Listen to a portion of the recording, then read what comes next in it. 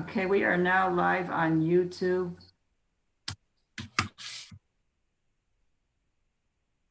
And please proceed.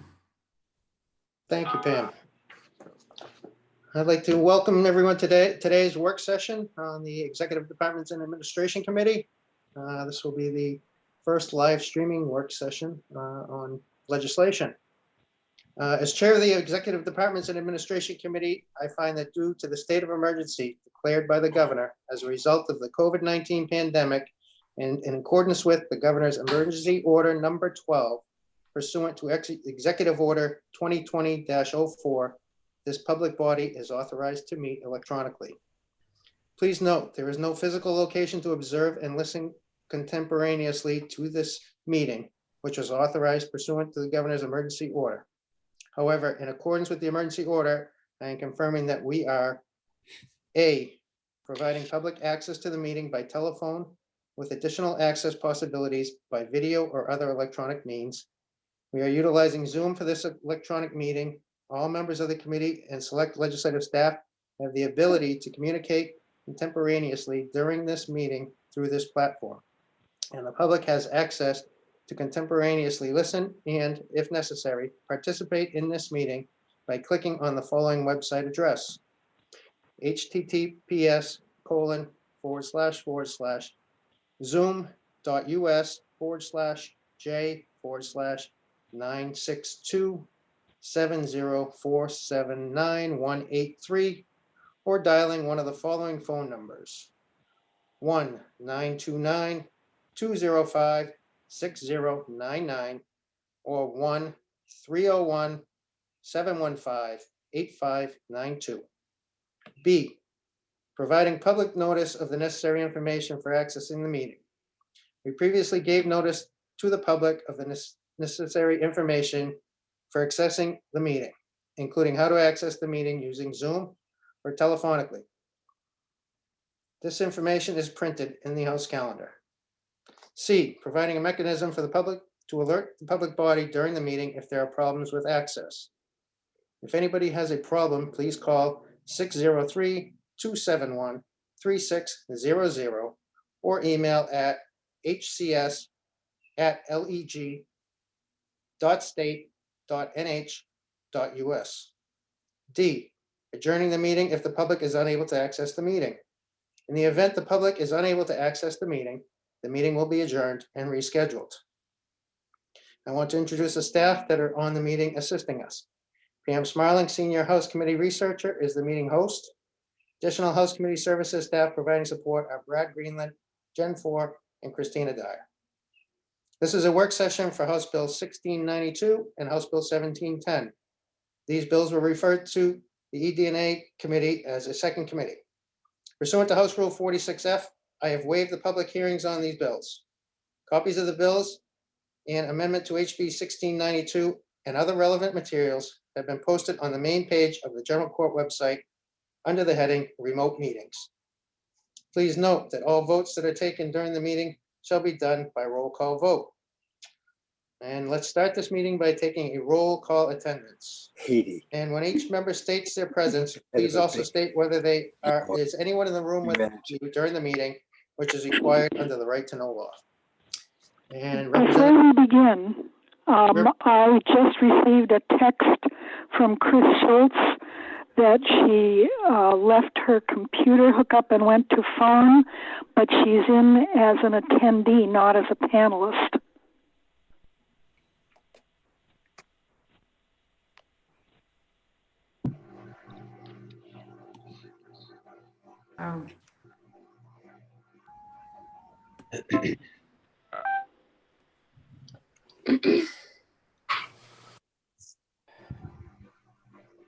So Jen, are you getting Representative Schultz? What is her first name? Christine. Chris, A-R-I-S.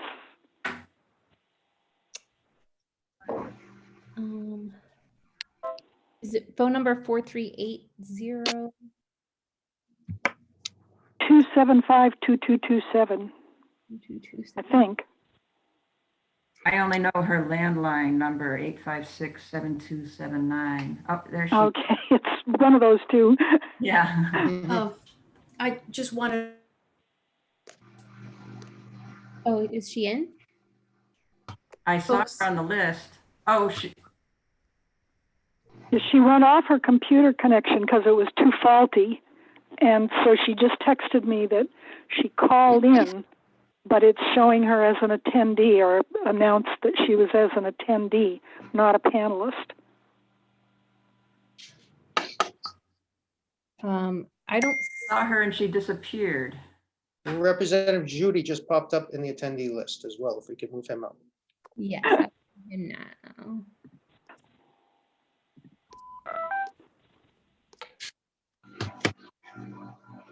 Thank you Okay, very I much. just got another text from Chris Schultz. She said she's going back in as Zoom.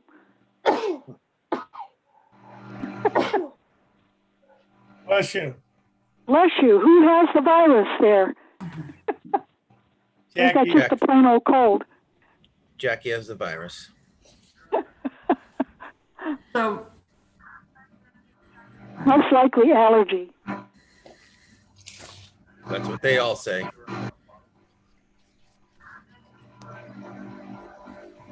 okay, has anybody spotted Representative Schultz?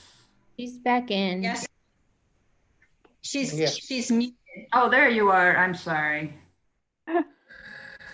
And we just need Representative Judy moved up. And we'll be Hi. good for the Representative vote. Judy's on the screen. We can't move him out of the attendee list, but he can speak.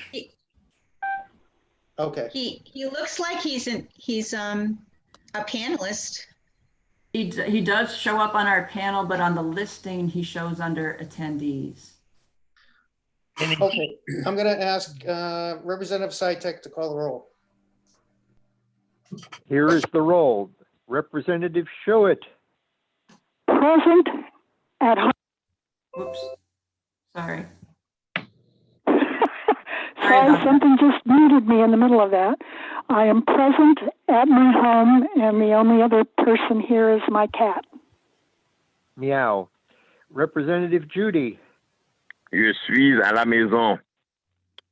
are you alone or was anyone with you? I am in my office. My wife, she's in the house. Representative Schmidt,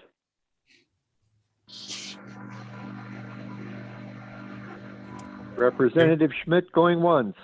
Representative Schmidt, I'm here. Can you hear me? Yes, I can, we can. Okay, I'm here. I'm at a friend's house.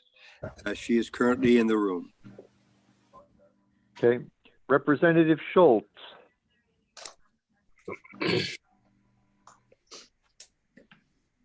Representative Schultz, are you out Hi, there? sorry. I am, but it's still lagging at times, so I apologize. I am at home and my husband will be in and out of the room. Okay. We'll put down an in and out X. Representative Fontenot. Where did you go?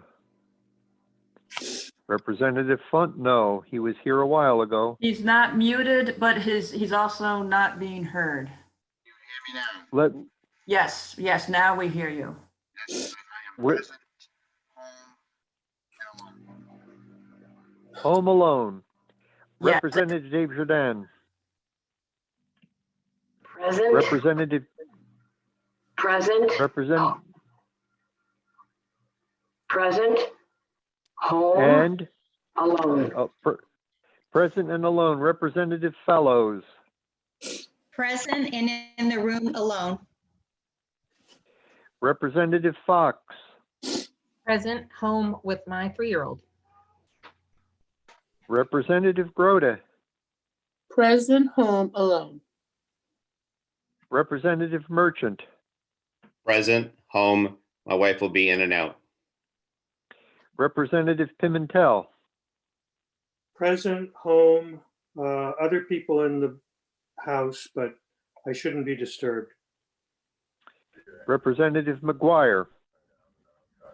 Present, home. My husband may be in and out. The clerk is home alone. Representative Bowden, Present and home alone. Representative Prue, At the Epping Fire Department in the small EOC, and I am alone at this moment in time. Representative Penacity, I am home in Amherst, New Hampshire. My wife is in the house somewhere. Representative Pearson is not present. Is that correct? No word. That's correct. He's not present. Representative Yakubovich, Present, home, alone in the room. Representative McDonald, Present, alone in an office. Representative Goley, Present with my wife in and out at times. At home. okay? Well, if it were poker, it would be pretty close to a full house. We're short one. With the roll being taken, I will open the meeting, the public hearing, the work session, I shall say. And we will start with House Bill 1692.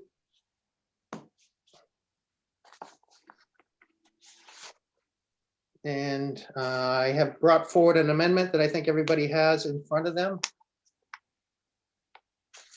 And once, I'll give you a minute to get that in front of you, and then I will discuss what this amendment does. It's fairly straightforward.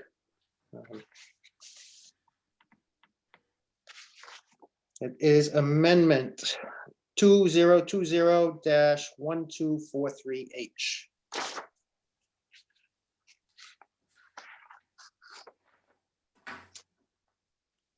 And the first thing it does is it corrects the first part of the amendment, lines 1 through pretty much most of it. It redefines what had happened was there was a drafting error in OLS. 143-A:25 was put in there twice. And we all know that you can't have the same citation and statute twice with different meanings. So it corrected that and it made a 25, a 26, and a 27. So that's all that corrected in the amendment.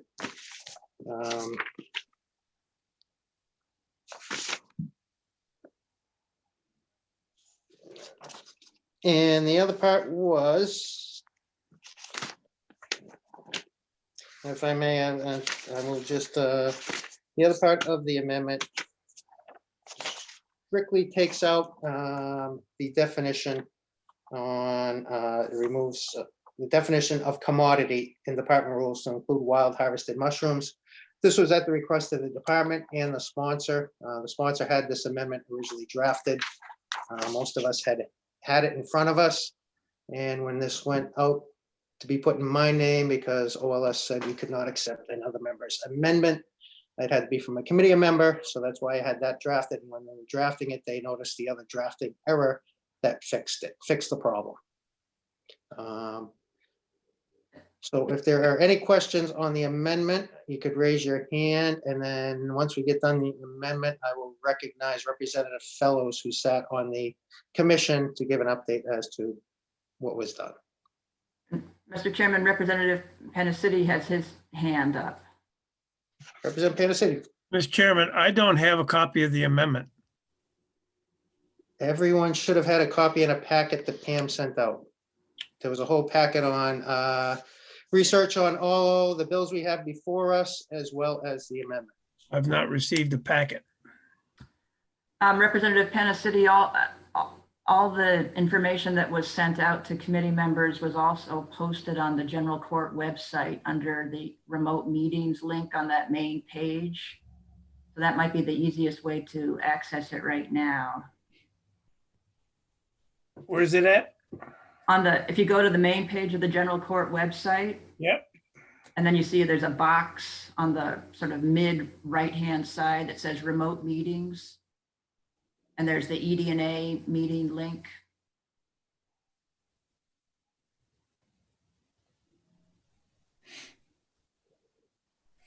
You see that?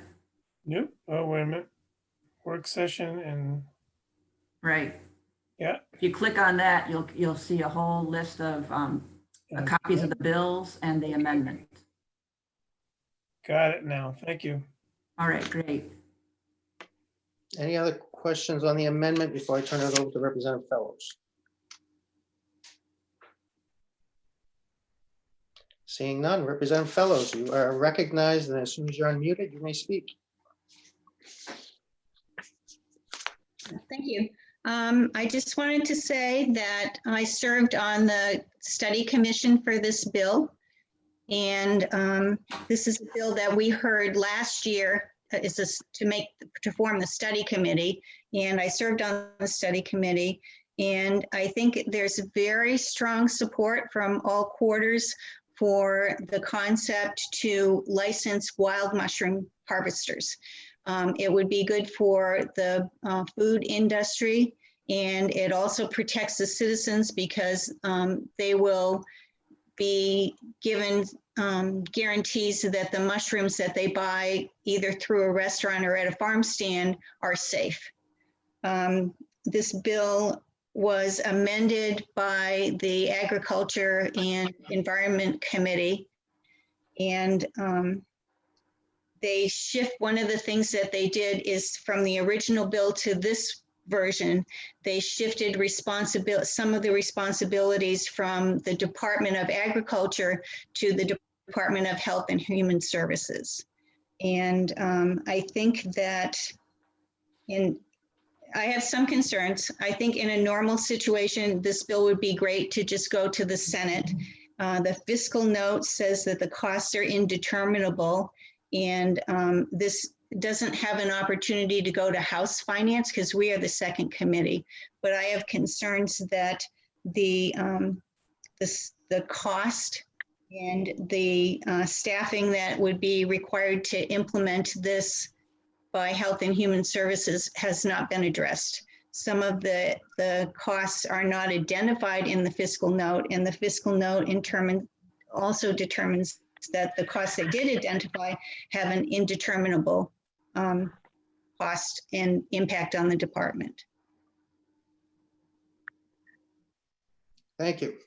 And next, I am going to recognize Colleen Smith, if she can address the cost items. Pam, if you could unmute her, if she's here. She is here. She is, and also Representative Knirk has his hand up. Now, Colleen's hand is up, and Colleen is here with us. Colleen, you're recognized to address those questions and concerns. Good morning. My name is Colleen Smith. I'm the administrator for the food protection section within the Department of Health and Human Services. I served also on the same commission that Representative Fellows did. We, certainly tried to model this program similar to a program that we have for rabbit and poultry producers, and also acknowledge that there was some startup work. We collaborated with Department of Agriculture and UNH Cooperative Extension, and to develop a curriculum and a program. It's a similar model with this wild mushroom program, in that we would also collaborate again with the UNH Extension and with Department of Agriculture. So certainly there's some startup work, meetings, discussion, but that's why we had outlined this indeterminable cost. The curriculum is to be administered by UNH Extension or a similar university that has that capability, should UNH not be able to move forward with this in the future. But that was the model that we had based on. Again, very similar to a program that we had collaborated with those two entities a few years ago. So we're not expecting that there would be, certainly a need for a position dedicated to this, that this could be absorbed within the course of our regular work. There are some licensing costs that are built in. Certainly we would go through rulemaking process to set those. And again, we because this is a new program, it's hard to say how many actual licensees we would have. We estimated, I believe 30 over the course of the first few years that would take advantage of this. Certainly happy to answer any other questions that you have. I see Representative McGuire has a hand up. Representative McGuire. Thank you, Mr. Chair. I have a couple of questions. The first is, did the committee find any actual cases of poisoning by wild mushrooms in the state? Representative Fellows, do you want to answer that? I don't recall any discussion about that happening within the state, but it definitely has happened in other parts of the country. And the approach of the committee is to have 2 tiers of mushrooms. In tier 1, mushrooms are those that are easily distinguished from anything that would be poisonous. And we expect that quite a few people want to be licensed to harvest those mushrooms. There's a second tier where somebody would need a lot of experience to be able to distinguish the ones that are dangerous. So our objective is to make sure that there is no poisoning. We would have to try to contact the Poison Bureau, to determine exactly how often that happens. Follow up, Representative McGuire? You're muted.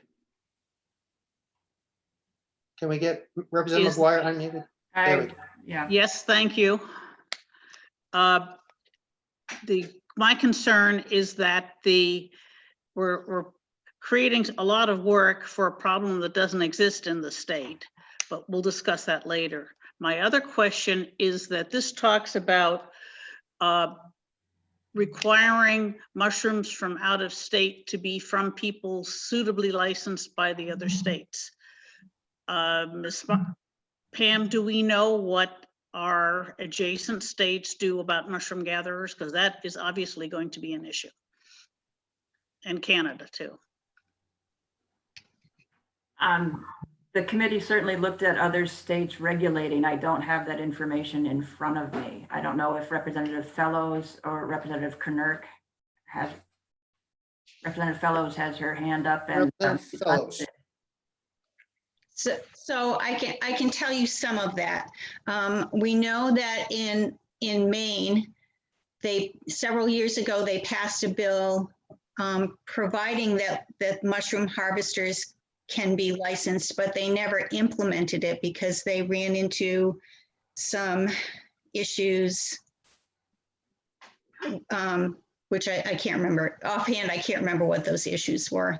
And the committee also talked to someone from Rhode Island, and they are licensing some people, but they don't really have a formal process like we're talking about now. They just kind of take it on a one at a time basis. And I can't tell you about Massachusetts and Vermont. I think probably they don't, because I think we would have discussed it if they did. That's the scope of what I can share. Thank you. Pam, could we get, I know Representative Knerk has some further info on that. Could we unmute him? Sure. Representative Knerk, you should be able to speak. You're all set. Oh, now you're ready. Okay.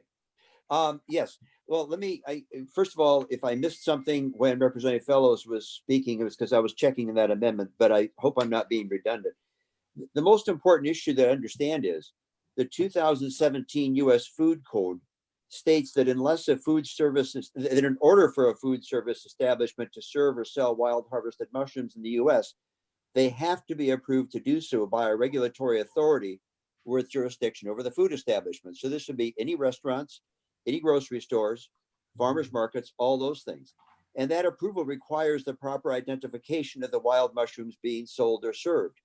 So the point is, without this program, the restaurants who are currently serving wild mushrooms that have been sold to them or grocery stores will not be allowed to do that anymore. Currently, if an inspector goes in and they see a wild mushroom which is not identified as approved, it has to be pulled and thrown away. So this is actually just to allow us to be in compliance with the US Food Code for our restaurants and grocery stores, farm stands and farmers markets to sell or serve wild harvested mushrooms. And that's really the major reason why it needs to be put in place. With response to the issue of poisoning, it isn't always even just an issue of a person getting markedly sick and dying with renal failure, hepatic failure, or whatever. There are also mushrooms that are just simply not very edible, and I should say that the restaurant would not really like it if they purchased some mushrooms they thought were fine. They served them and they were just tough, chewy, and edible. And also other times they cause just a mild degree of illness, gastrointestinal illness. It's not reported to a poison center. And some of these that have a high incidence of that will go on to the tier 2 list that Representative Fellows discussed. But the issue is to make sure that when somebody goes in to sell to a restaurant or to a grocery store or to a farmer's market, if they're selling at the farmer's market, that what they're selling is actually what is safe to sell and that they know what they're doing. Thank you. Thank you. And Representative Knirk, one quick question for you. Yes, sir. The reason why we have to do this because of it in the FDA code is because Health and Human Services has adopted that code. Is that correct? Yes, exactly. The point is the U.S. Food Code is there, and our Food Protection Service has adopted the rules for that, and I have a copy of the actual rule, and that it was sent to you by email. I sent that an email to everybody back a week or so ago, summarizing all this. And again, it simply says, mushroom species picked in the wild shall not be offered for sale or service by a food establishment unless the food establishment has been approved to do so.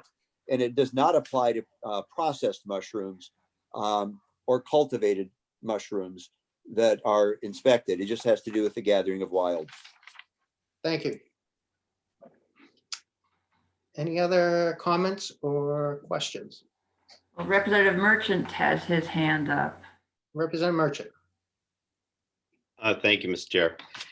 What I'm looking through the bill and also through the amendment, I don't see really a definition of a wild mushroom. And what I'm concerned about is that the species may be grown in the wild as well as cultivated. So therefore, how do we categorize something so someone understands that if it's grown in the wild, it's wild regardless of the species. If it's cultivated regardless of the species. Is there any comment about that? That's my concern. I think Representative Knirk just read the definitions, and it was clearly stated in the FDA code that cultivated is not included. If we could, Pam, maybe unmute Colleen Smith, and she may also have a better answer. Yes, Colleen is available. Colleen Smith. Yes, that is correct. As Representative Knirk had stated in the definition of the code, is that cultivated mushrooms would not be included as a wild mushroom. These are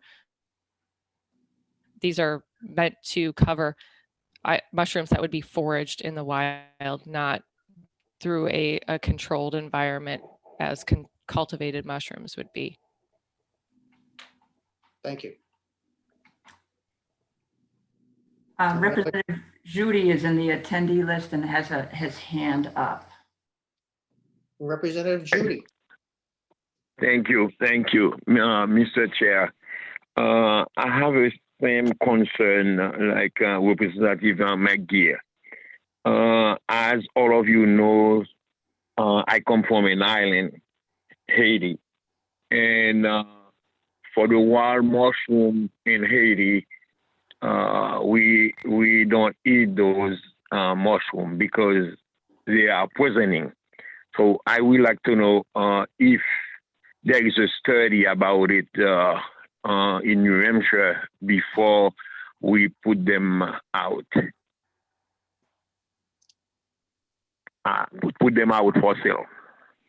Representative Knirk, do you just want to explain the tier 1 and tier 2 to Representative Judy on how they would be identified? Yes, may I, can you hear me now? Yes. Yes. Okay, basically, we had on our commission, I chaired that commission, and we had on that commission Dr. Rick Vanderpaul, who is the head of the New England Mycology Association, and we also had another active forager, and we also had testimony from other foragers. We developed the list together as we worked through. We actually had a very long and large list. We kept whittling it down to try to make it a little bit more manageable. In any case, the data about these is constantly changing, and that's why in the bill it doesn't list these are the mushrooms at, and from here on. It states that a list will be maintained because that list will need to be updated on occasion when new information comes in about a mushroom which might have a toxicity, or sometimes mushrooms have name changes, and that would need to be changed as well. So that will be a living document that will be maintained by the Department of Health and Human Services, and that would be allowed to be, we would be actually updating that, and that kind of information is sent out to the food establishments as well, so they know. But in any case, we do have a good wealth of information about toxicity of various mushrooms, but as anything else in medicine, as we learn new things, we have to update the data that we have, and this would be updated to represent that. Does that answer your question, I hope? Thank you. Yes, thank you, Representative. Thank you. Thank you. Any other questions or comments? Well, we've got Representative Schmidt with his hand up. Representative Schmidt. Thank you, Mr. Chairman. I'm glad we're having this discussion because I think it's very important for people to understand that food safety is not some kind of a mild concern. We already have enough problems with improperly and unhygienically produced meats that have poisoned in several instances in our recent history, killed people. And some of the mushrooms, some of the wild mushrooms, even have in their name the word deadly. Amanita comes to mind. It's called deadly Amanita. And this is the kind of thing that the average person knows nothing about. So having these licensed, certified harvesters and so forth is in the public interest. And I'm going to be strongly supportive of the amendment in the bill. Representative Bowden has a hand up. And if I just may remind people, this is a work session, not exec session, to be making comments on how they're going to vote on this bill yet. We're not there. Thank you. Representative Bowden. Thank you, Mr. Chair. I notice in the bill that we are granting DHHS the authority to create a fine schedule for violations of the subdivision. In my 8 years in the legislature, this is the first time I've ever seen, or ever noticed at least, whereas we've granted the state agency the authority to create a fine schedule. I think it's that we should, in the least, specify what the fine schedule is in this bill before it's moved on to an executive session. Thank you.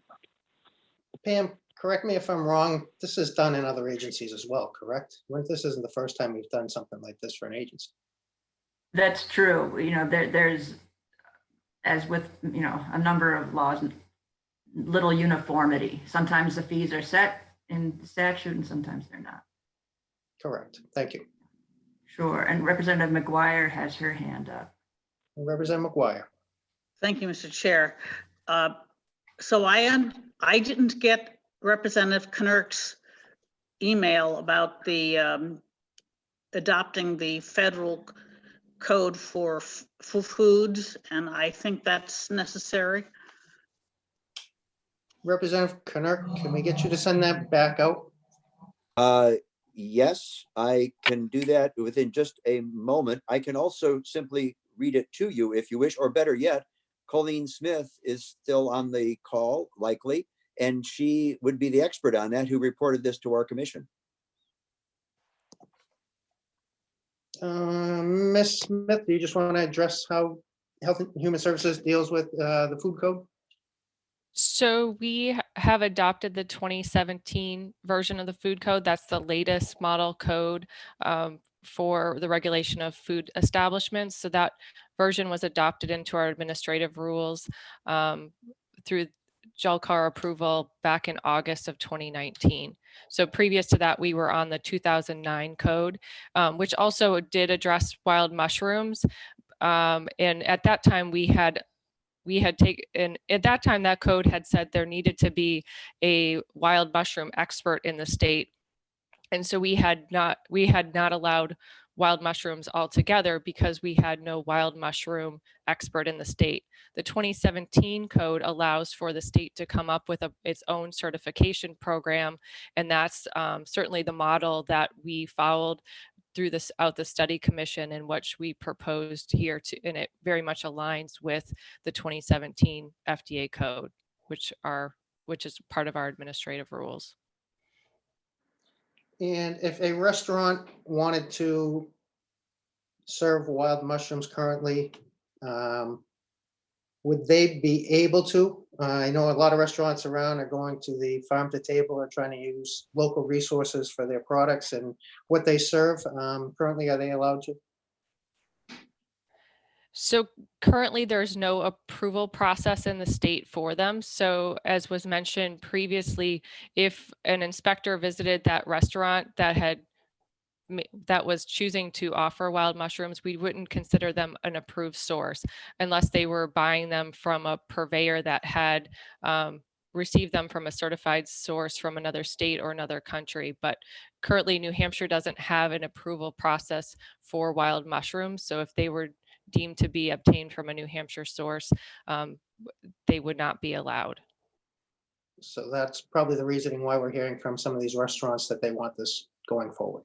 Exactly. And as was mentioned before, it certainly is, this program would provide an assurance to the restaurant that they were getting a product from someone deemed an expert, and they wouldn't be passing on some subsequent risk to their patrons of having a misidentified mushroom that could cause illness.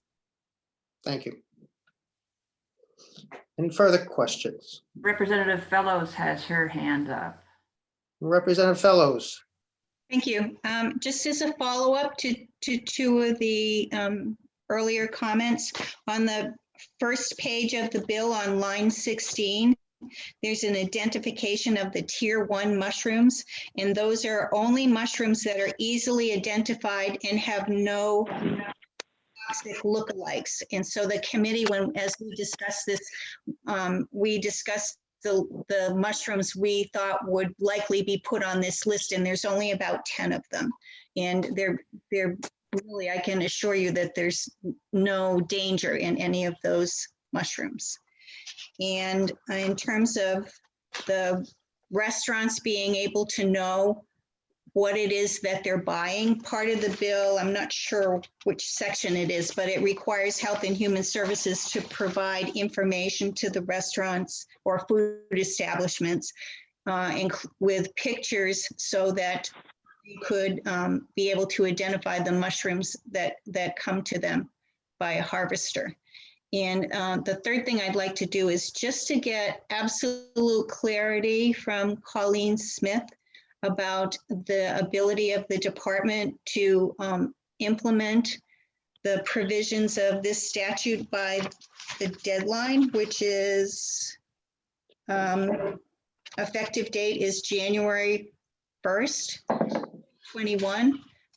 Given the situation we're in right now, are you still confident that the department will be able to do that?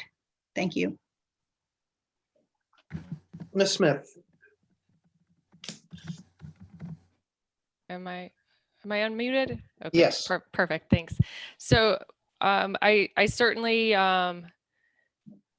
as things have evolved over the last few months, this would definitely be a challenge. And, certainly we are relying again collaboratively to work with UNH and also agriculture on developing this curriculum. That depending on when this bill ultimately would get passed into law, there might be some challenges with meeting that January first deadline. I would, if we could have at least another 6 months, I would say that given the current state and other issues that we are dealing with right now, it would give us definitely a little bit more flexibility and also giving us time to do due diligence in working with those other agencies to come up with a program. Any other questions? Yeah, Representative Penna-City has his hand up. Representative Panacity. Thank you, Mr. Chairman. I think Representative Fellows just answered the question, but to Colleen Smith, in the section on the amendment duties, Department of Health and Human Services, Roman 1 and 2, paragraphs 1 and 2 mention mushroom identifiers. I just wanted to know if that meant pictures. The idea would be, yes, to provide photos. Okay, thank you. And Representative Bowden has his hand up. Representative Bowden. Thank you. Just want to revisit the fine schedule. And this question is for one of the 3 members of the JALCAR committee. If the DHHS came back to the JALCAR prior to while they're entering rulemaking, and JALCAR felt that their fine schedule was excessive, would JALCAR have the authority to amend that fine schedule, or does it require legislative activity? Representative McGuire? You're muted. Sorry.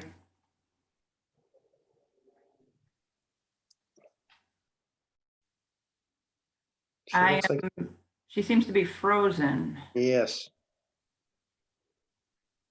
Whatever they wanted. There you go. Could you repeat that, Representative McGuire? You froze on us. Oh, sorry. JALCAR could object if they thought it was not in the public interest. But my feeling is that it would have to be grossly exorbitant.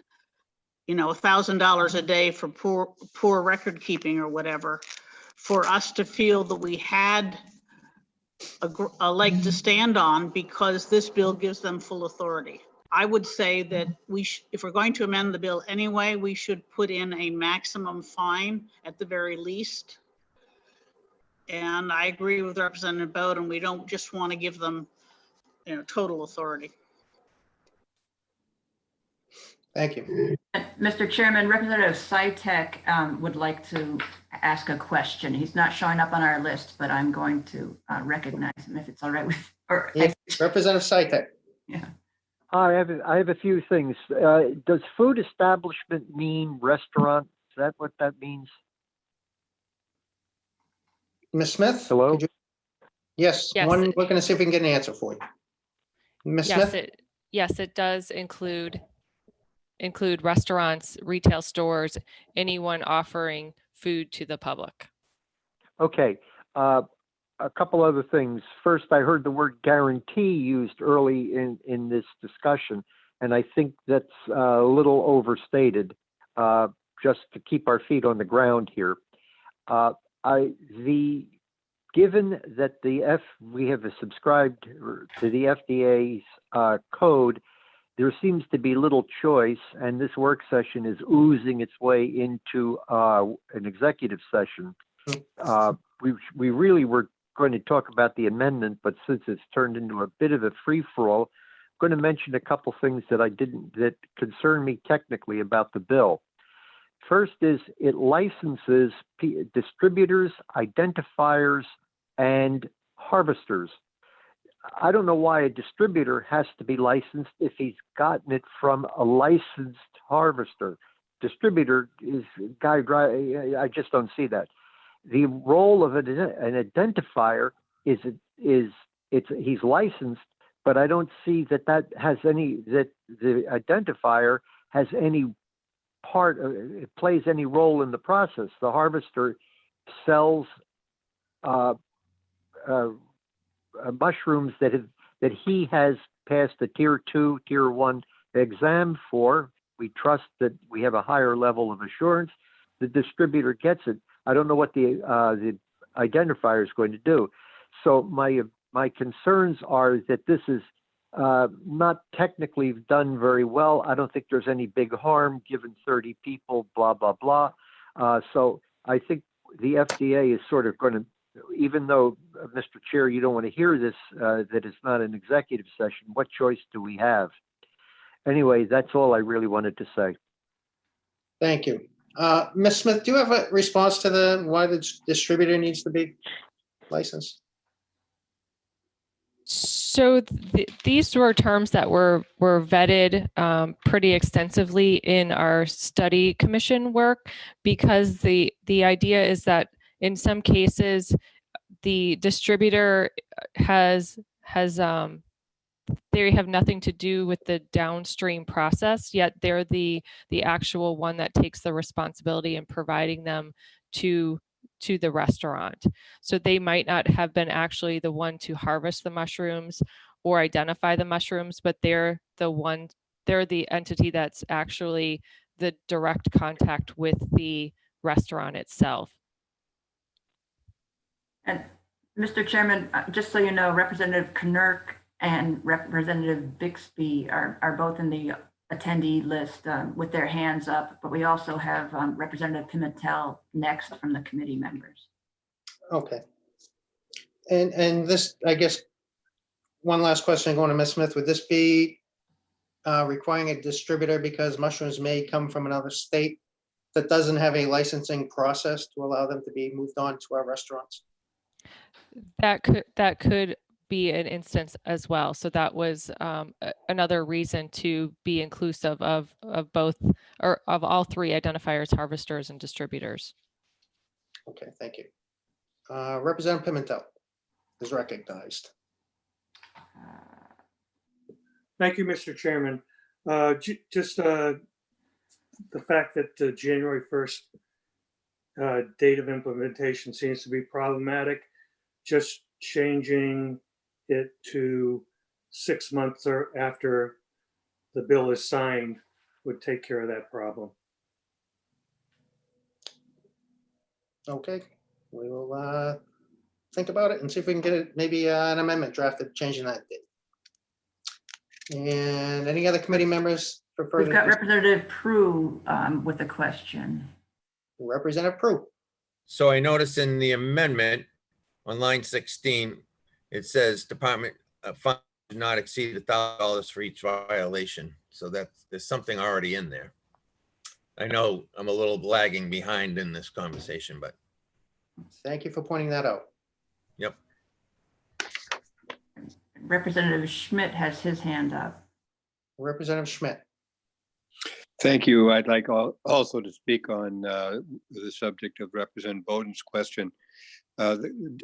Members have to understand that the JLCAR process is not a take it or leave it, that the public is involved, has a right to be involved in the establishment of rules, and they do participate, and the objections that they raise, if they are not sufficiently addressed in the process, they can be raised again in the JLCAR hearing, which is also a public hearing.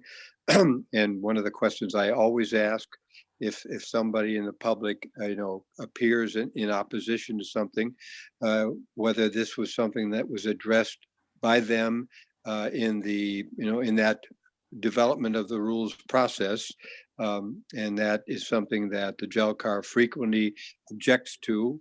So it's not a take it or leave it situation, as one without the necessary experience in all of this might assume from remarks that were made previously. This is an engagement back and forth to develop the best rules possible, but the JLCAR has the final say on this. So I think that we are not inviting the purveyors to abuse the system by the amendment that we're offering. Thank you. Any other comments from the committee? Representative McGuire has her hand up. Representative McGuire. Thank you, Mr. Chair. I was looking at the food rules that Representative Knirk very kindly sent me, and it appears that this bill doesn't comply with them. It requires the food establishment to be approved. It doesn't say anything about only buying from approved suppliers. So I think that this bill is, doesn't address the issue that it's trying to solve. Yeah, I'm also concerned that it appears to be setting up 3 identical licenses with different names. And how do we know who's an identifier and who's a distributor, and why do we care? Ms. Smith, would you like to address the FDA rules and why this is a requirement? So within the food code are the standards for our regulation of food establishments, which include restaurants, retail stores. So one of the elements of the food code is that all food comes from an approved source. And the food code is very specific to certain commodities, whether it be eggs, whether it be meat, whether it be produce, what constitutes an approved source. Wild mushrooms are very specifically delineated as to the criteria for their approval. And so to be deemed an approved source and to be allowable to be used at a licensed food establishment, the criteria set forth in the food code is that the supplier be approved through a state program, and it gives recommendations as to the elements of that program that person is trained and recognized in being able to solidly identify mushrooms that are safe for consumption correctly. So certainly we have had many wild mushroom harvesters come to us over the years who want to be approved to provide their products that they harvest to either grocery stores or restaurants, and we simply don't have an approval process for them. So we've told them no. So we did try on an ad hoc basis probably about 5 years ago, where we had members from agriculture and Dr. Vanderpool, as Representative Knirk had mentioned before, who had a vetted interest in trying to stand something up in the state.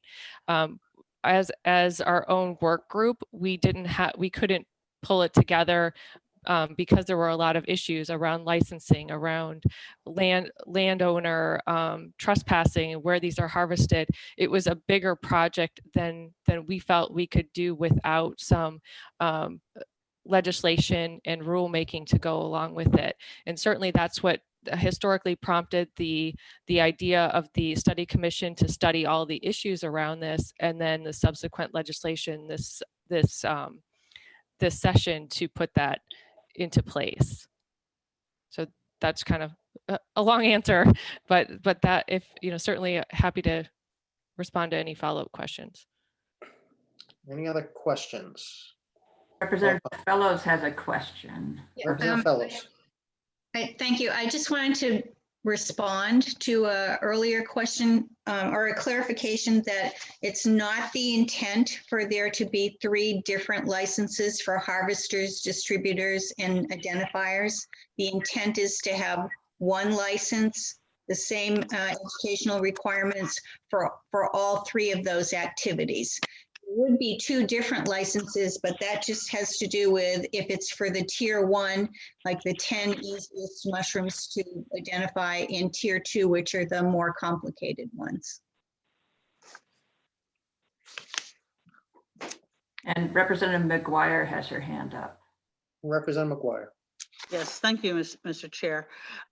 Regarding the approval, I appreciate that the rules require an approved source for foods. However, the rule specifically says mushroom species picked in the wild shall not be offered for sale unless the food establishment has been approved to do so. So I think we either need to modify that, or we need to do something about that, because it doesn't have an exemption for mushrooms picked by an approved identifier. And I think if we're only going to have one license, we should just say one thing. And I think identifier is the right title. But that's a nit. Thank you. And Mr. Chairman, we've got Representative Knirk, who has his hand up, and also Representative Bixby from the audience. I will recognize Representative Bixby first. Sure, just a sec. Okay, Representative Bixby. Hello, thank you for taking my question. So I was looking at page 1 of the bill under penalty, and it looks like for all of the possible violations, there is a maximum of fine of, it says not to exceed 1,000. And my interpretation of the line on page 2 that gives the department rulemaking authority is that that would be in order to make those under $1,000 fines more specific. That is correct. That's as discussed previously. That is, I think that's how that will be taken into JOCR, that it will not exceed $1,000. Yeah, please. and Any then further comment? Representative Knirk had his hand up before. Representative Knirk, you're recognized. Thank you very much. I've been making a little list to go over. First, let me go over that issue about the food establishment approval.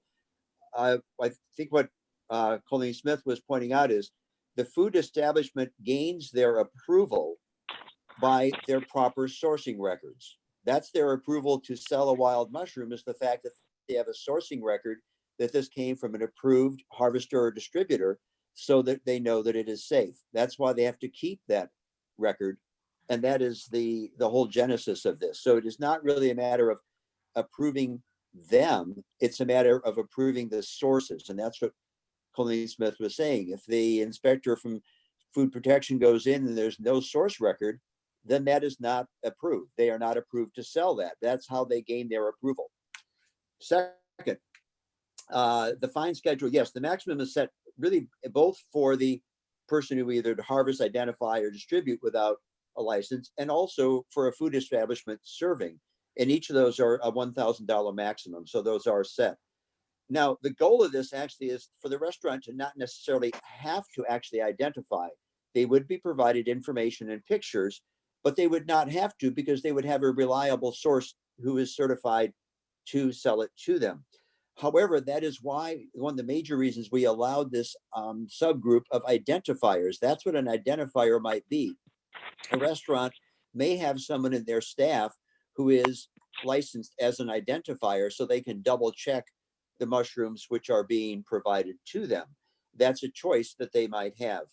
It was also stated, I think, fairly clearly that the issue is some distributors might have some harvesters working for them who just do a very small amount. And that's why if they're still going to be the one who sells it, they're the one who has to hold the license. And the last thing was the timing.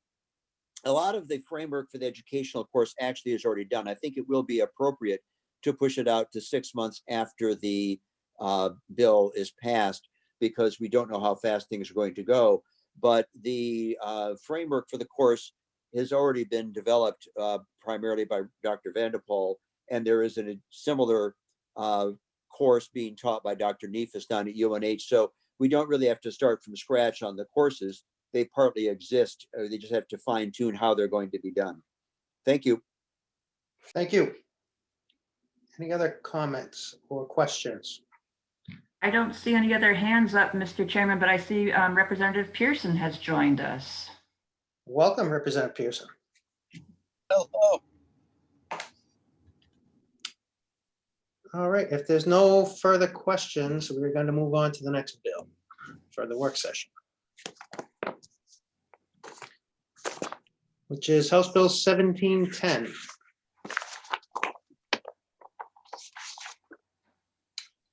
Relative to disclosure of results of child daycare monitoring visits. Is there any questions or concerns or comments on House Bill 1710 that the committee has?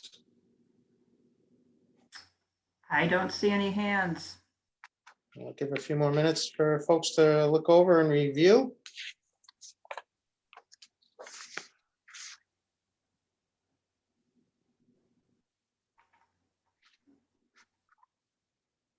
I do see a hand from Child Guidance out in the attendee list, if you want to comment. I'm not going to take public comment at this time. This is Okay. a public hearing.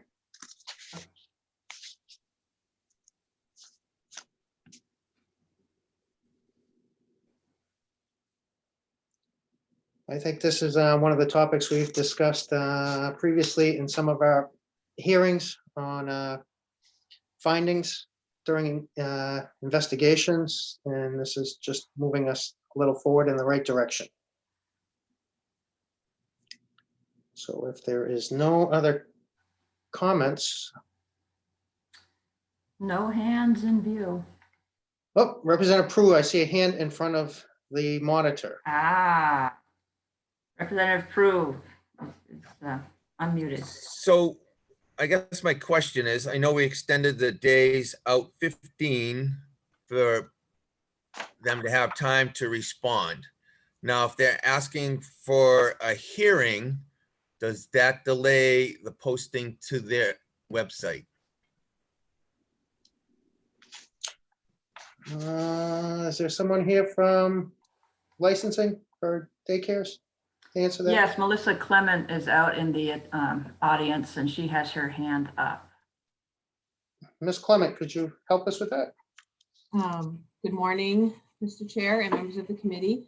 So the process for posting online is separate from the process of when they are asked for an informal dispute resolution. So if they ask for an informal dispute resolution, they have different timelines in order to do that. There is nothing in the statute here that discusses what happens when they have an informal dispute resolution versus when we post the inspections online. That's not addressed in the legislation. It would be separate legislation if we did that, correct? This isn't. Yes, there's a separate statute regarding the informal dispute resolution process. Okay, thank you. Representative Prue, you have a follow-up? So I don't right if there's a complaint against them, but they can resolve it, doesn't get resolved, but now they want a hearing, that it gets posted until it's all resolved, right? So until they've exhausted all measures, it can be posted, because it could come out that they weren't wrong, but it's now been posted that they were wrong and we're causing them harm.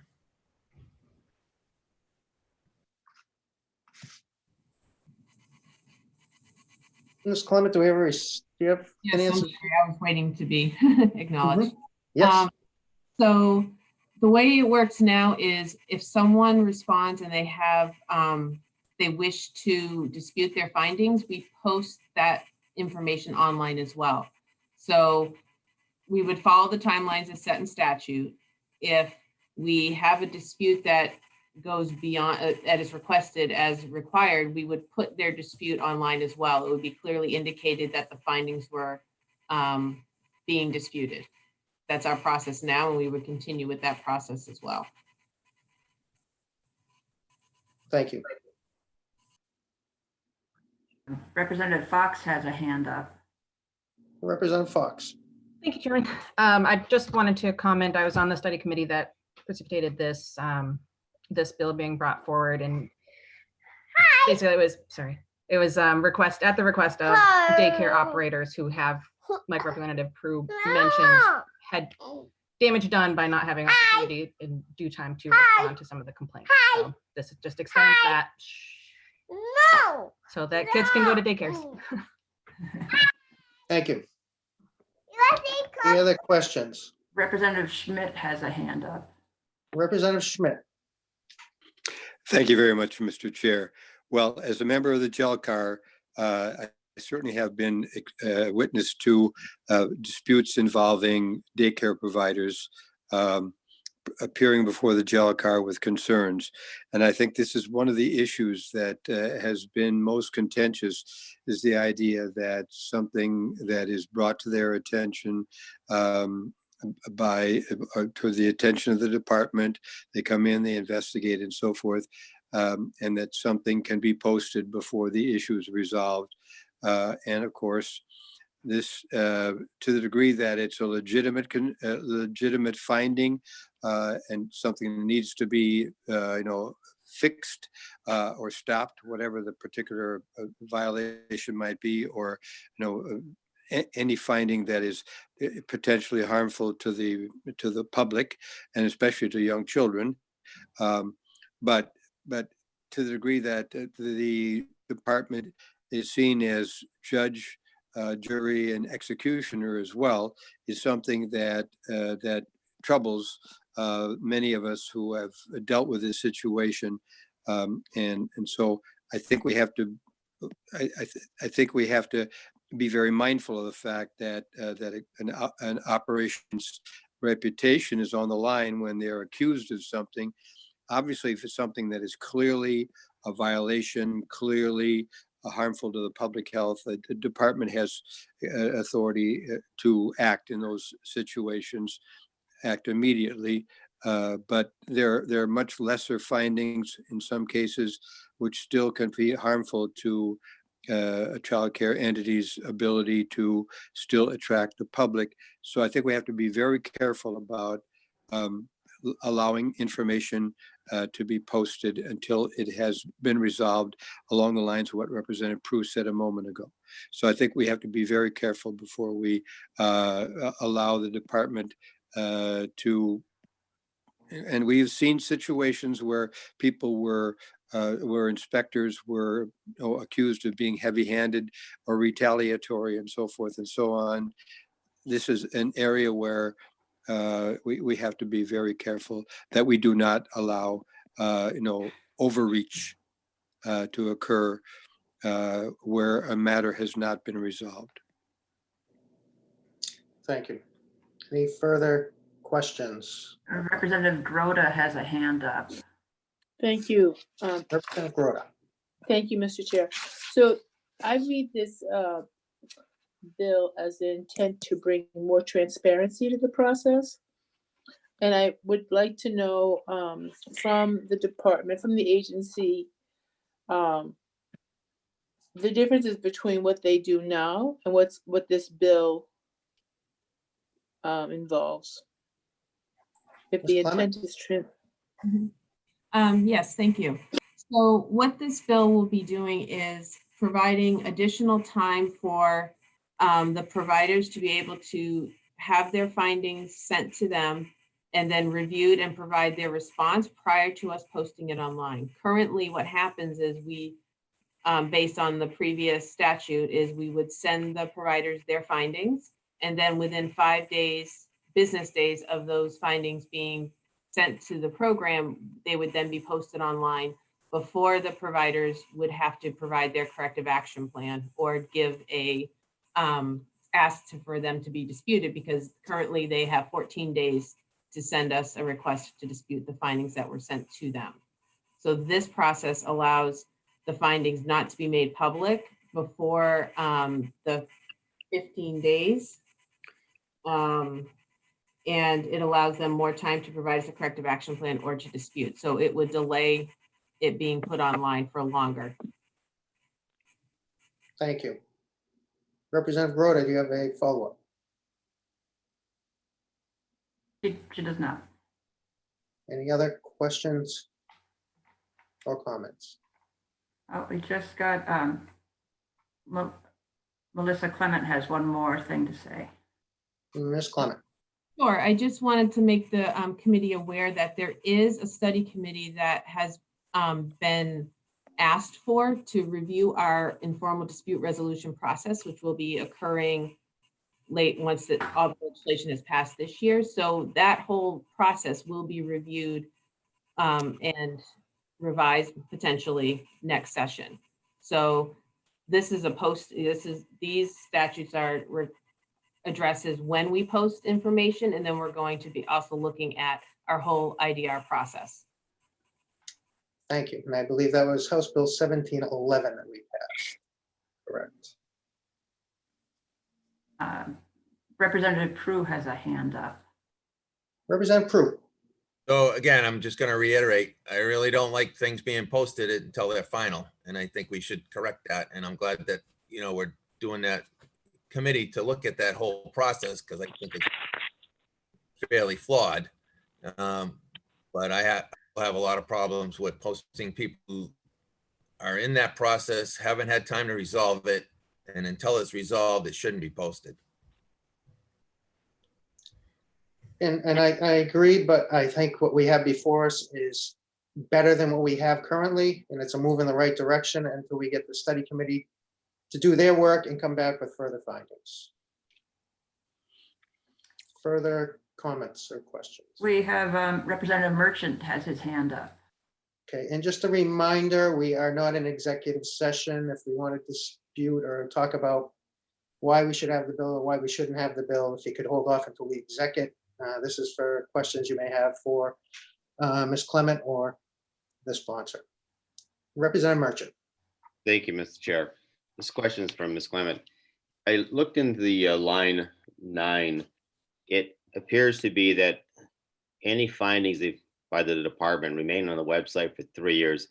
Going back to Representative Prue's point, if something is found to be not valid or overturned, does that mean it still stays on the website for 3 years, or does it come down?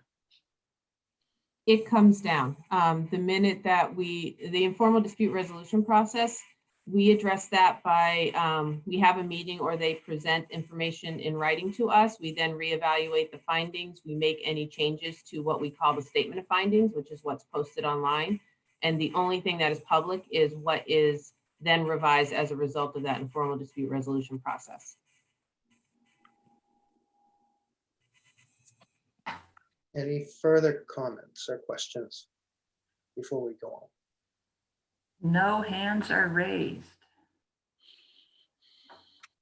All right, I'm going to close the work session on these two bills, and we will move into executive session.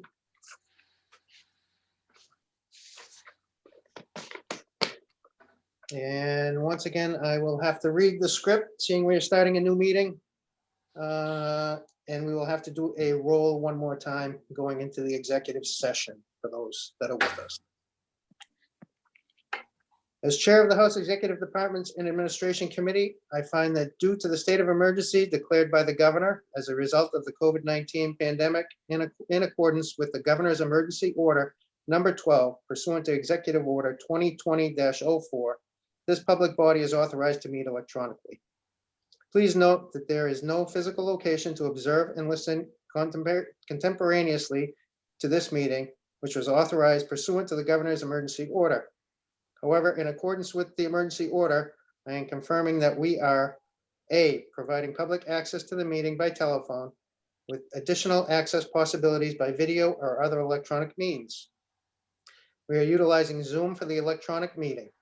All members of the committee and select legislative staff have the ability to communicate contemporaneously during the meeting through this platform, and the public has access to contemporaneously listen and, if necessary, participate in the meeting by clicking on the following website address: https://zoom.us/j/962-704-9183, or dialing one of the following phone numbers: 1-929-205-6099 or 1-301-715-8592.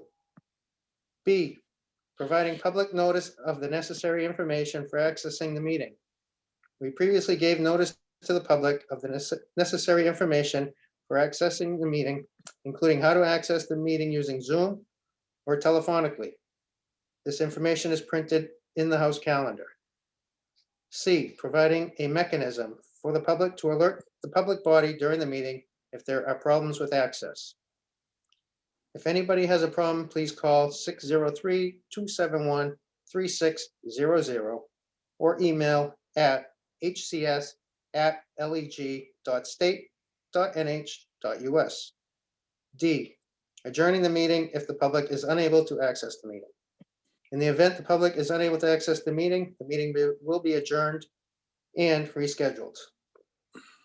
I want to once again introduce the staff that are on the meeting assisting us.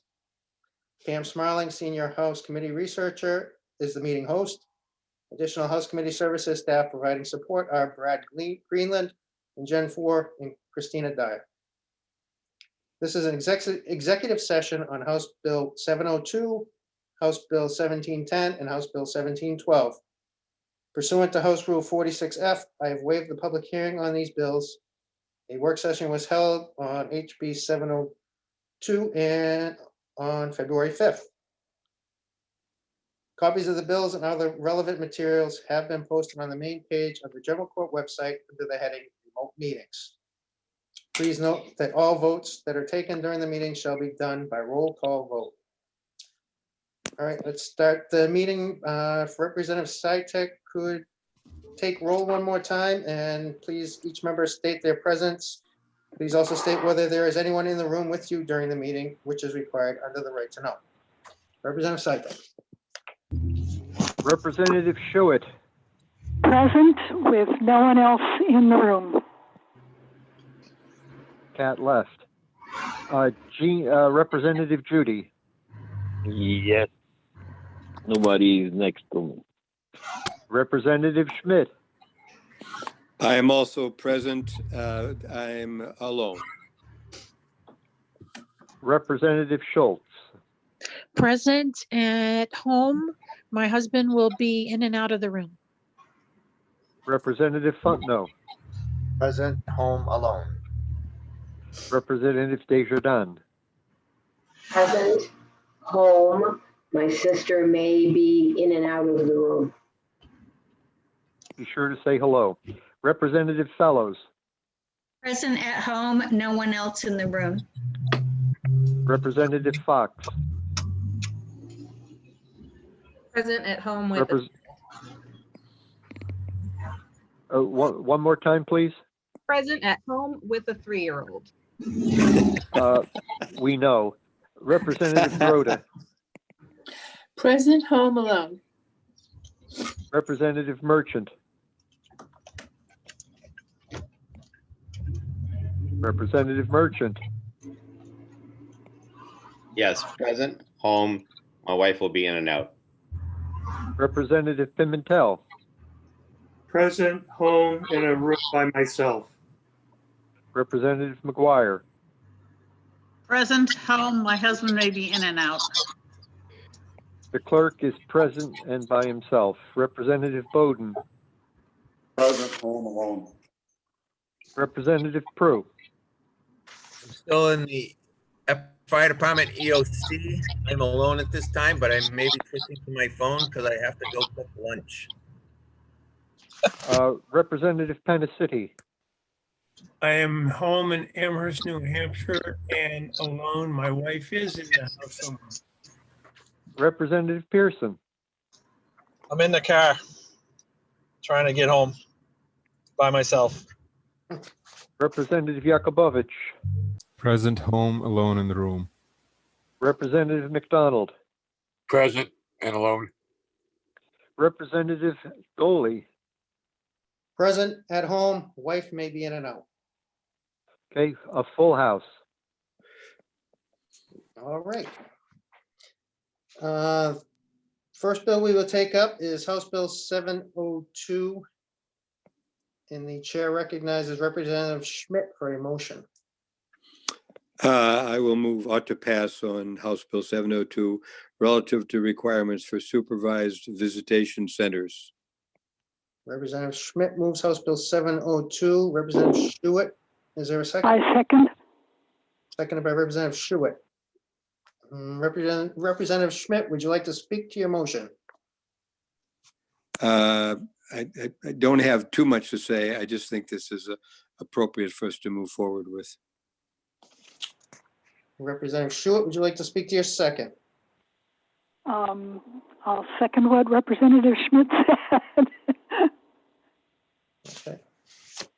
And I will just remind the committee Mr. that Chairman, Representative Bowden has his hand up. Okay. I just wanted to state that we did have the work session on February 5th, and during that work session, it was deemed that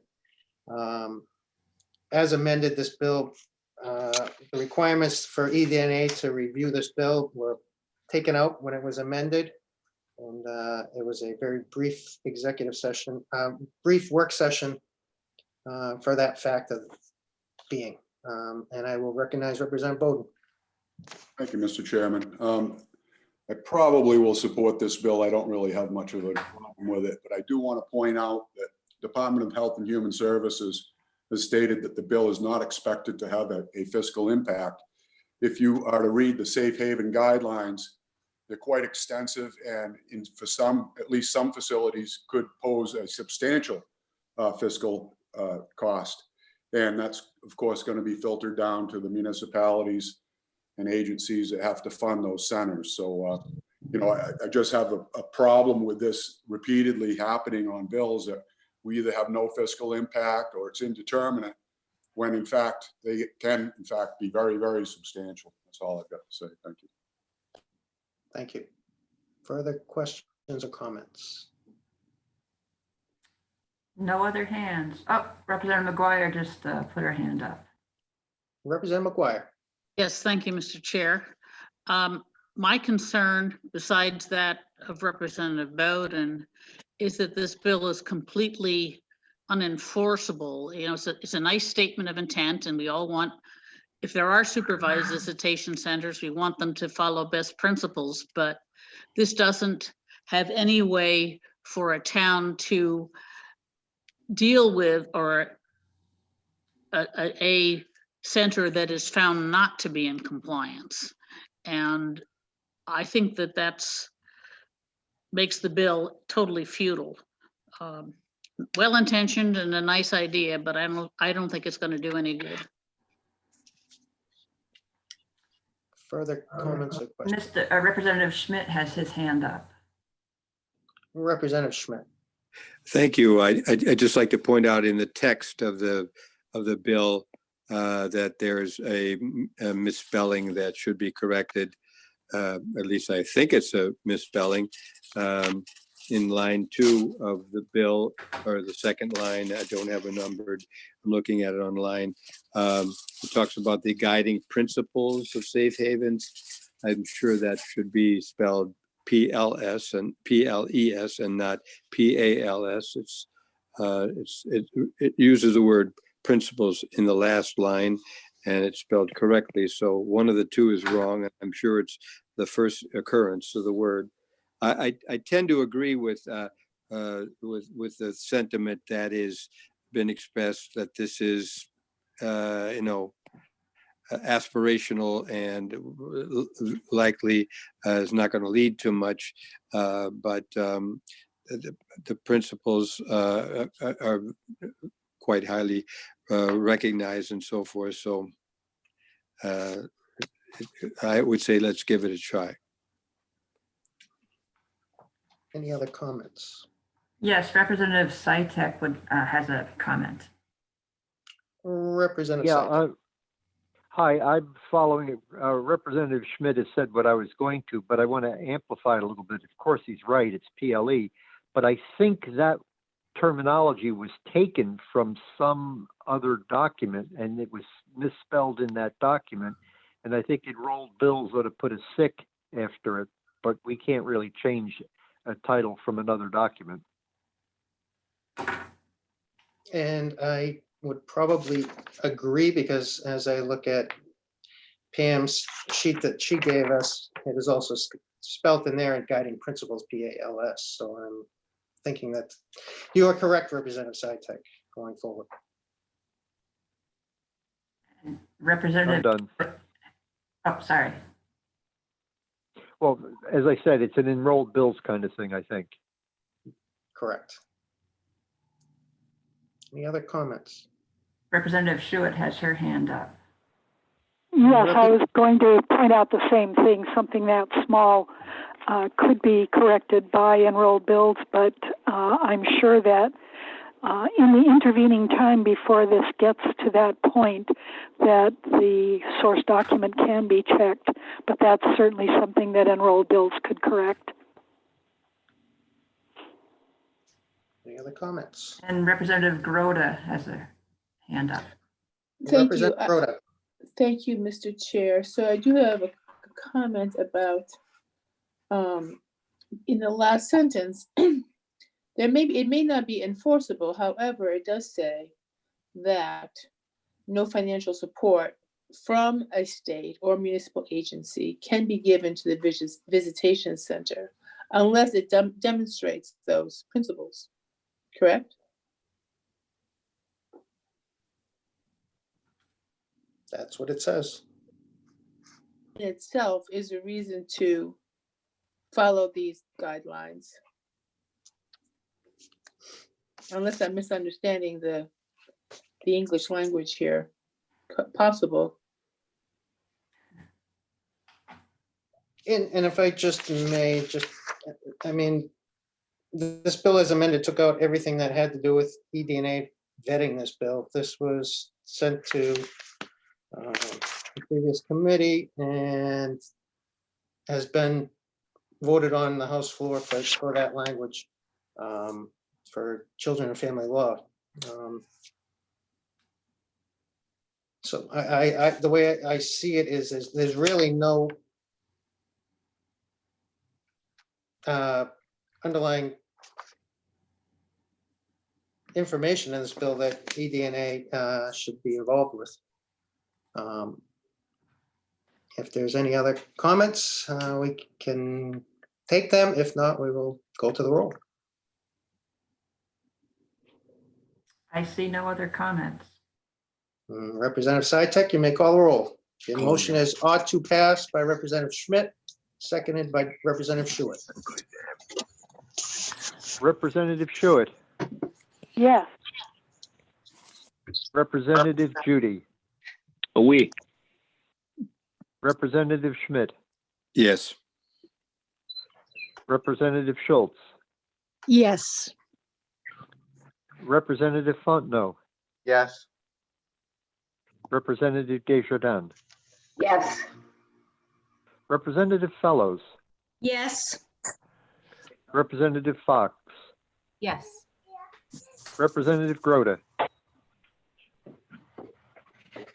Hey, what's up there, buddy? Representative Groda, Yes, please. Representative Merchant, Yes. Representative Pimentel, Yes. Representative McGuire, No. Clerk votes yes. Representative Bowden, No. Representative Prue, Yes. Representative Penacity, Yes. Representative Pearson, Yes. Representative Yakubovich, Yes. Representative McDonald. No. Okay, 17-3. The chair votes yes. I'm sorry. I got you in the. Yeah. We did a good job on the roll calls. The final vote? 17-3 in favor of what to pass. Vote being 17-3, the motion of ought to pass is adopted.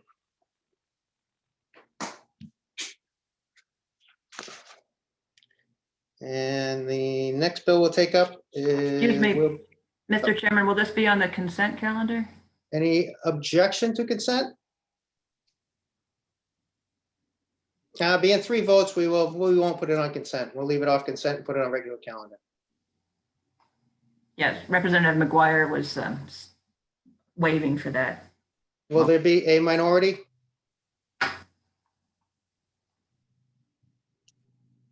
I'm not sure. If there is, I will get it to you by the end of the day. Okay, thank you.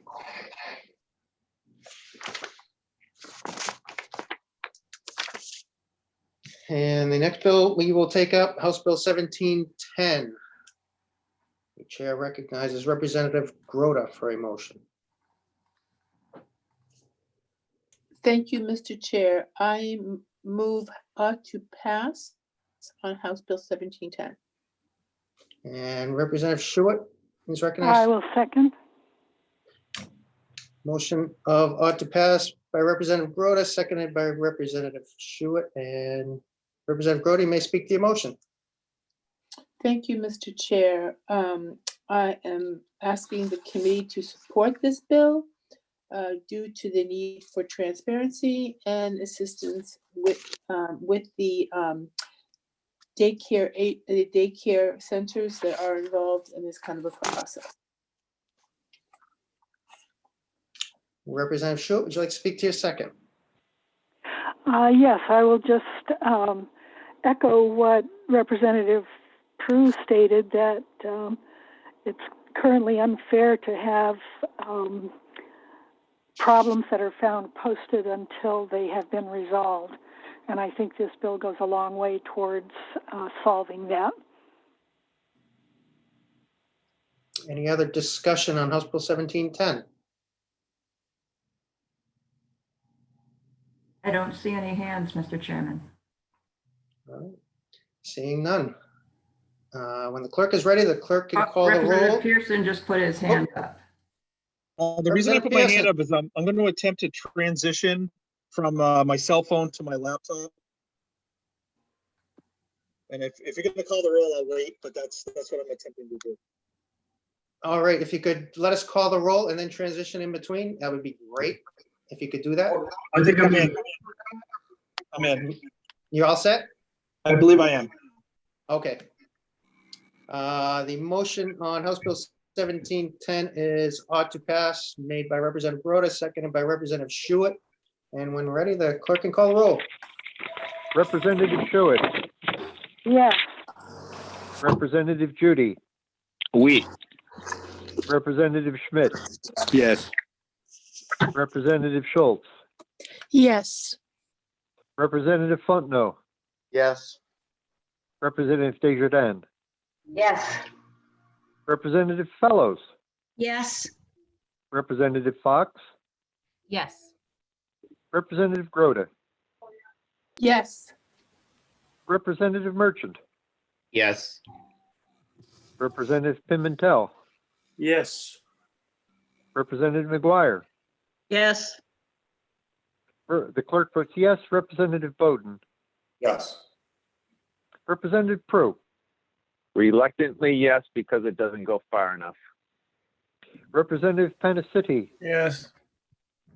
Representative Pearson, Yes. Representative Yakubovich, Yes. Representative McDonald. Representative McDonald? I don't see Going- him. Is he still here?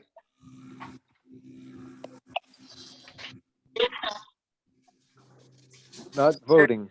I'm sorry. Is he back? I do I see him can't now, see. yes. Representative McDonald, can you hear us?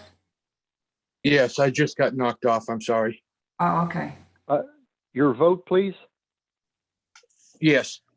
And the chair, The chair votes yes. 20-0. With the vote of 20-0, the motion of ought to pass is adopted. And any objection to consent? Seeing none, that will be on consent.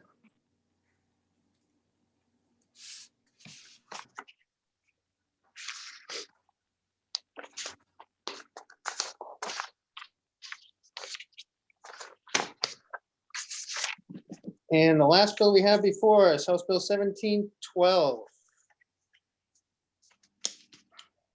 Representative Groda, do you have a motion? Thank you, Mr. Chair. Yes, I do. I move House Bill 1712 ought to pass. Representative Schuett, is that a second? Yes. I second. Motion is ought to pass, made by Representative Groda, seconded by Representative Schuett. And Representative Groda, you may speak to your motion. Thank you. This bill rectifies some of the issues that are causing conflicts between daycare centers and the agency, and is giving the daycare centers more time to respond and to participate in grievances. Representative Schuett, would you like to speak to your second? Yes, I'll just say that this is basically a companion to 1710, and I think the two should go forward. Further discussion on House Bill 1712. Representative McGuire has her hand up. Representative McGuire. Yes, thank you. This is more of a question. We passed 1711, which creates a study committee on the whole process. And I'm not sure why we need this other than as a, 1-year stopgap. And I'm curious why we're bothering. My concern going forward with the way session is going right now under the emergency orders is if that commission is unable to complete his work or get together in time to do the work before next year's filing deadlines, this will be some sort of a stopgap going forward until they eventually get the bill through and go forward. And that's one of the reasons why I'm seeing this going forward, is because the commission may not be set up in time to complete its work by the deadline. And Representative Fox has her hand up. Oh, she took it down. Representative Prue has his hand up. Representative Prue. Just what you said. We needed something in place until that committee can do its work because people are getting harmed. And Representative Schuett. Representative Schuett. Thank you. I would just point out also that as of this time, we are not sure how the Senate is going to react to bills creating studies. So I would like to see this go forward in case they decide that studies are impractical or something of that nature.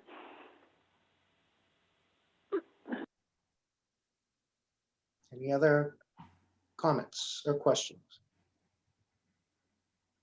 I see no other hands. All right, seeing none. The motion is ought to pass by Representative Broda, seconded by Representative Stewart. Can you see him? And when ready, the clerk can call the roll. Representative Schuett, Yes. Representative Judy, Oui. Representative Schmidt, Yes. Representative Schultz, Yes. Representative Fontenot, Yes. Representative Desjardins, Yes. Representative Fellows, Yes. Representative Fox, Representative Fox, You got to going unmute it. once. Did I hear a yes? Yes. Yes, yes. Representative Groda, Yes. Representative Merchant, Yes. Representative Pimentel, Yes. Representative McGuire, Yes. the clerk votes yes. Representative Bowden, Yes. Representative Prue. Yes. And if you're still in Epping, remind them that that can be rearranged to spell Pigpen. Representative Pennicity. Thank you. I will. Representative Pennicity. Yes. Representative Pearson. Yes. Representative Yakubovich. Yes. Representative McDonald. Yes. And the chair. The chair votes yes. A score to 0. And the vote being 20-0. The motion of ought to pass is adopted. Any objection to consent? Seeing none. This House Bill 1712 will be on consent. I want to thank everyone for participating, and well, we had a few technical difficulties getting started early on in the work session. We got the first House work session accomplished, and I want to thank you for that. I want to thank staff for putting this together. They helped out a lot, and especially on our first trial get-go on Monday. That was a big help, pulling everyone together and getting all the members here and participating today. Look forward to seeing you again probably in the next week and a half or so, maybe whenever we can get the next exec session in on 1692. We will get that in the calendar, notify everyone, and put that behind us, and our committee work will be done for second committee bills. So it's just about noontime. It looks like it's beautiful out there. Get outside, enjoy the weather, and thank you. And I'll close the executive session.